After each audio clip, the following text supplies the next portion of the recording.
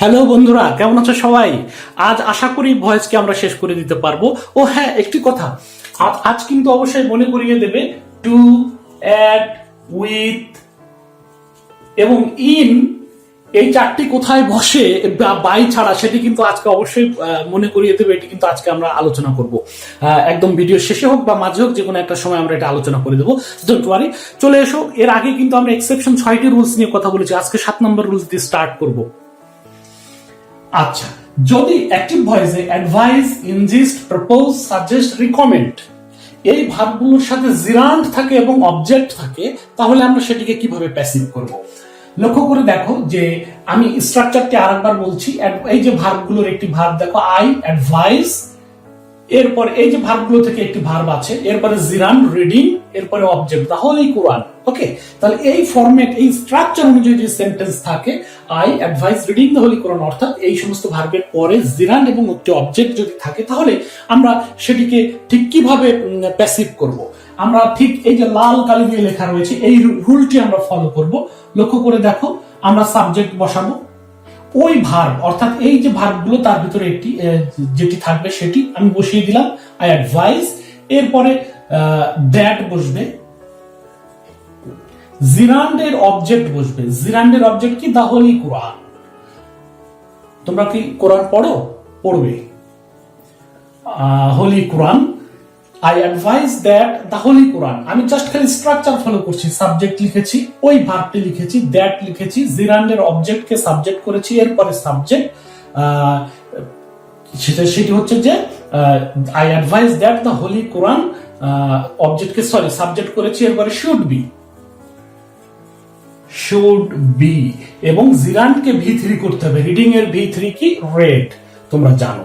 তাহলে I advise that the holy Quran should be read, I advise reading the holy Quran. এই টাইপের যদি active voice থাকে, তাহলে আমরা ঠিক এই স্ট্রাকচার ফলো করে সেটিকে প্যাসিভ করব। আমি হলপ করে বলতে পারি যে এগুলো কিন্তু সচরাচর বইগুলোতে আলোচনা করা নেই। আমি বিভিন্নভাবে বিভিন্ন জায়গা থেকে ঘেটে ঘেটে বিষয়গুলো তোমাদের সামনে তুলে ধরার চেষ্টা করছি একসাথে করার। আমি আবারও বলছি, এটি কিন্তু বেসিক নয়, এগুলো কিন্তু একটু অ্যাডভান্স লেভেলের, সুতরাং একটু কষ্ট হতে পারে, একটু প্র্যাকটিস করলে চর্চা হয়ে যাবে। তো আর কথা না বাড়িয়ে চলো নেক্সট রুলটাতে চলে যাই আমরা। নেক্সট রুল নাম্বার 8-এ আর একটি মজার এবং গুরুত্বপূর্ণ রুল নিয়ে হাজির হয়ে গিয়েছি। লক্ষ্য করো, অ্যাডভাইস, বেগ, অর্ডার, আর্জ, রিকমেন্ড এগুলোর পরে যদি ইনডিরেক্ট অবজেক্ট থাকে, আমরা সাধারণত ব্যক্তিবাচক অবজেক্টগুলোকে ইনডিরেক্ট অবজেক্ট বলে থাকি, তবে সবসময় নয়, কিন্তু এটি মনে রাখতে হবে, তবে অধিকাংশ ক্ষেত্রে। এরপরে যদি টু ইনফিনিটিভ এবং অবজেক্ট থাকে, এমনটি যদি থাকে, আচ্ছা ওকে আগে একটি সেন্টেন্স লিখি, তাহলে বুঝতে সুবিধা হবে।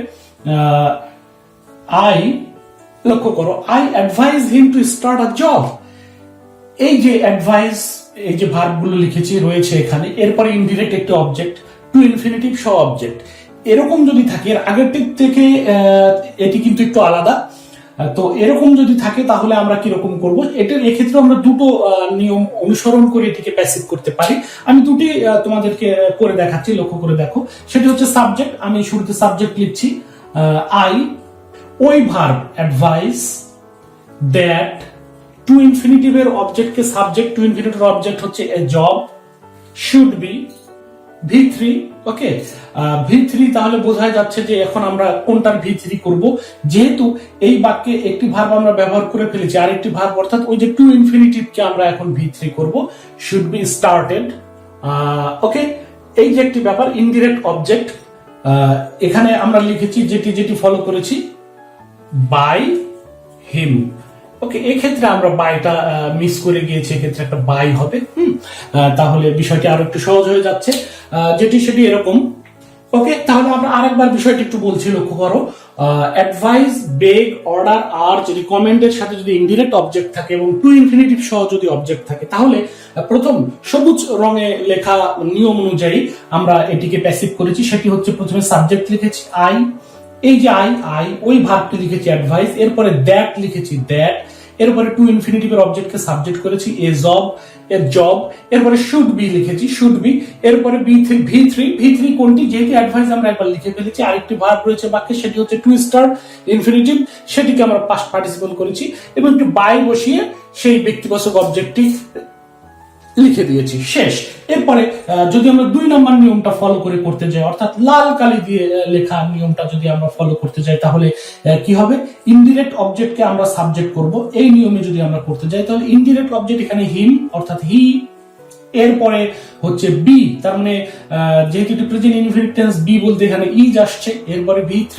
এক্ষেত্রে কিন্তু আমরা যেটি করব সেটি হচ্ছে যে এই যে ভার্বটা রয়েছে, এই ভার্বগুলো সেটিকে আমরা V3 লিখে দেব।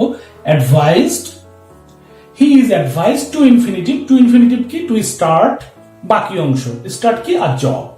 বুঝতে পারছো, খুব সহজ। আমি জাস্ট খালি এই নিয়মগুলো ফলো করছি। ইনডিরেক্ট অবজেক্টকে সাবজেক্ট করেছি, বি বসিয়েছি, V3 বসিয়েছি, টু ইনফিনিটিভ থেকে বাকি অংশ বসিয়ে দিয়েছি, একদম ক্লিয়ার। তবে দুটি নিয়ম লেখার পিছনে কারণ আমি এর আগে বলেছি, সেটি হচ্ছে যে তোমার বিভিন্ন প্রতিযোগিতামূলক পরীক্ষাগুলোতে এটি না থেকে ওটিও থাকতে পারে, ও উপরেরটি থাকতে পারে, উপরেরটি না থেকে নিচেরটি থাকতে পারে। সেক্ষেত্রে দুটি জানাটা অত্যন্ত জরুরি আর কি। যেহেতু আমরা এত কষ্ট করছি, এত পড়ালেখা করছি ভালো কিছু করার জন্য, ভালো কিছু করতে গেলে তো একটু পরিশ্রম করতে হবে, একটু মনে রাখার চেষ্টা করতে হবে। ওকে, আর দু একটা নিয়ম দেখানোর পরে কিন্তু টু অ্যাট উইথ ইন এর ব্যবহারটা নিয়ে আমি কথা বলবো। ওকে, নেক্সট আমরা রুল নাম্বার 9 চলে যাই। ওকে, লক্ষ্য করো, agree, determine, arrange, decide, demand, এগুলোর সাথে যদি টু ইনফিনিটিভ সহ অবজেক্ট থাকে, এই ভার্বগুলোর সাথে যদি টু ইনফিনিটিভ সহ অবজেক্ট থাকে, তাহলে আমরা লাল কালিতে লেখা নিয়ম অনুযায়ী সেগুলোকে প্যাসিভ করব। সেটি কি রকম, কোনো কথা না বাড়িয়ে আমি সরাসরি চলে যাচ্ছি সাবজেক্ট দে। ওকে, তার আগে একটু বলে নেই এই স্ট্রাকচারটা কেমন কি হলো সেটি একটু বলা দরকার। সেটি হচ্ছে এই যে সাবজেক্ট তো থাকবেই, এই যে দেখো এই লিস্ট থেকে একটি ভার্ব ডিসাইডেড এখানে আছে, ডিসাইড, এরপরে to infinitive to sell object. They decided to sell their house, তারা তাদের বাড়ি বিক্রি করার সিদ্ধান্ত নিল। তো আমি প্রথমে সাবজেক্ট বসাচ্ছি, সাবজেক্ট ওই ভার্ব অর্থাৎ ডিসাইডেড বসিয়ে দিলাম, ডিসাইডেড। এরপরে দ্যাট বসিয়ে দিচ্ছি, দ্যাট। এরপরে টু ইনফিনিটিভের অবজেক্ট, টু ইনফিনিটিভের অবজেক্ট কি, দেয়ার হাউস। এরপরে শুড বি, এরপরে V3। এখন V3 কোনটা, আমরা এটা লিখেছি, এই দেয়ার হাউস লিখেছি, টু ইনফিনিটিভটা কিন্তু বাকি রয়েছে, তার মানে টু ইনফিনিটিভকে আমরা পাস্ট পার্টিসিপল V3 করে দেবো, সোল্ড। তাহলে they decided that their house should be sold. এগুলো কিন্তু সাধারণ নিয়মে করার চেষ্টা করলে ভুল হয়ে যাবে। বারবার আমি বলছি, একটু সতর্কতার সাথে লক্ষ্য রাখতে হবে। এগুলো বুঝতে গেলে তোমাকে এর আগের ভয়েজের 4টি ক্লাস অবশ্যই করতে হবে, অর্থাৎ ইংলিশ উইথ ওবায়েদ ইউটিউব চ্যানেলে গিয়ে ভয়েজের যে বাকি আরো 4টা ক্লাস রয়েছে, সেই 4টা ক্লাস মন দিয়ে দেখতে হবে, বুঝতে হবে। এরপরে কিন্তু এই ক্লাসগুলো তুমি বুঝতে পারবে, এই টিউটোরিয়ালগুলো, এই রুলগুলো তুমি বুঝতে পারবে। চলো আর দেরি করবো না, এরপরে অন্য গুরুত্বপূর্ণ নিয়মে চলে যাই। 10, খুবই গুরুত্বপূর্ণ একটি রুল, খুবই গুরুত্বপূর্ণ। লক্ষ্য করো, সাবজেক্টের পরে যদি acknowledge, assume, believe, claim, estimate, feel, find, know, presume, report, say, think, understand, এই জাতীয় ভার্বগুলো থাকে, এবং তারপরে যদি একটি ইনডিরেক্ট অবজেক্ট থাকে এবং টু বি থাকে, তারপরে যদি ডিরেক্ট অবজেক্ট থাকে। খুব সহজ, ঝামেলা মনে হচ্ছে, একদম ঝামেলা মনে করবে না। উদাহরণটি দেখো, সাবজেক্টের পরে ওই ভার্বগুলোর একটি, ওকে, এই যে সাবজেক্ট, ওই ভার্বগুলোর একটি, এরপরে ইনডিরেক্ট অবজেক্ট, এরপরে টু বি, আবার একটি object. I think him to be a hero, I think him to be a villain. এরকম যদি স্ট্রাকচার অনুযায়ী সেন্টেন্সটি থাকে, তাহলে আমরা সেটিকে কিভাবে প্যাসিভ করব, এগুলো বিভিন্ন এক্সামে আসে, বিলিভ মি। তাহলে সেই ক্ষেত্রে আমরা এই স্ট্রাকচারটা ফলো করব, খুব সহজ একটি স্ট্রাকচার। সেটি কিরকম আমি বলেছি, ইনডিরেক্ট অবজেক্ট কি, হিম, অর্থাৎ সেটিকে আমরা সাবজেক্ট করছি হি। এরপরে হেল্পিং ভার্ব, অর্থাৎ এক্ষেত্রে আসবে ইজ, যেহেতু এটি প্রেজেন্ট টেন্সে রয়েছে। তারপরে V3 কোনটি, থিঙ্ক এর V3 হচ্ছে থট। তারপরে আমি লিখেছি টু বি, এরপরে লিখেছি ডিরেক্ট অবজেক্ট কি, আ হেরো। আমরা এক্ষেত্রে বাই মিটা রাখতে পারি, না রাখলেও খুব একটা সমস্যা নেই, অত্যন্ত সহজ। I think him to be a hero, he is thought to be a hero. খুব সহজ এবং খুব চমৎকার একটি নিয়ম, এটি একটু ফলো করবে, এটি একটু মনে রাখার চেষ্টা করবে তোমরা। এরপরে চলে এসো পরবর্তী নিয়ম নিয়ে কথা বলি, এবং অবশ্যই শেষে কিন্তু ওই বিষয়টি একটু জানিয়ে দেবো। আচ্ছা, 11 নম্বরটা একটু লক্ষ্য করো, ইট ইজ টাইম এর পরে যদি টু ইনফিনিটিভ সহ অবজেক্ট থাকে, ওকে, ইট ইজ টাইম এর পরে টু ইনফিনিটিভ। লক্ষ্য করো আমার সাথে একটু, ইট is time two infinitive to do এবং অবজেক্ট দি ওয়ার্ক। তাহলে আমরা সেটিকে কিভাবে প্যাসিভ করব? আমরা সেটিকে প্যাসিভ করব এই যে এই নিয়মে। ইট ইজ টাইম, আমরা লিখছি ইট ইজ টাইম, জায়গা স্বল্পতা ঘিজিমিজি করে লিখছি, হিজিবিজি মানে ন্যারো করে লিখছি আর কি, কনজাস্টেড করে লিখছি। ইট ইজ টাইম আমি লিখলাম, এরপরে ফর, আমরা ফর লিখবো। অবজেক্ট, অবজেক্ট কি?